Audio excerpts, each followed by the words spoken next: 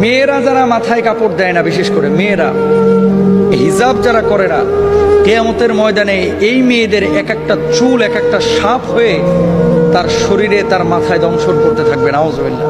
বড় কঠিন বিষয় ভাই। নামাজ পড়া ফরজ, রোজা করা ফরজ, হজ করা ফরজ, যাকাত দেওয়া যেমন ফরজ, পর্দা করা ছেলেদের এবং মেয়েদের তেমনই ফরজ।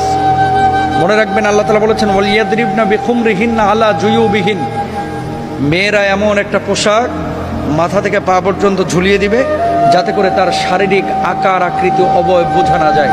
আজকে সামান্য একটু ফ্যাশন করার জন্য, নিজেকে জাহের করার জন্য, প্রেজেন্ট করার জন্য, মানুষের সামনে আমার সিল্কি চুলগুলোকে প্রকাশ করার জন্য আজকে আপনি যে পর্দার খেলাফ কাজটা করতেছেন, এই সিল্কি চুলগুলোই কিয়ামতের ময়দানে এক একটা ওই রাসেল ভাইপারের মতো আক্রমণাত্মক হয়ে যাবে।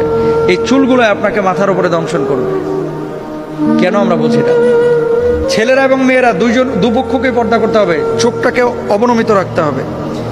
মেয়েদের পর্দা তো পুরো শরীর, আর ছেলেদের পর্দা হচ্ছে নাভি থেকে নিয়ে হাঁটু পর্যন্ত। এই অংশটা যদি এক চুল পরিমাণ কেউ খোলা রাখে, আল্লাহর আদালতে তারা দাঁড়াইতে হবে। তো মেয়েরা মুখমণ্ডল, হাতের তালু, পায়ের পাতা এগুলো বাড়ির মধ্যে খোলা রাখতে পারে, আর বাইরে চেষ্টা করবে পুরো হিজাব মেনটেন করে তার সৌন্দর্য যাতে করে প্রদর্শন না হয়। ছেলেরাও চক্ষুকে অবনমিত রাখবে, তার লজ্জাস্থানকে ঢেকে রাখবে। এমন কোনো প্যান্ট ছেলেরাও মেয়েরা ব্যবহার করবে না যেটা জড়সড় শারীরিক আকার আকৃতি বোঝা যায়, ফিজিক্যাল স্ট্রাকচারটা বোঝা যায়। এটা সম্পূর্ণরূপে হারাম। আল্লাহ বোঝার তৌফিক দান করুন।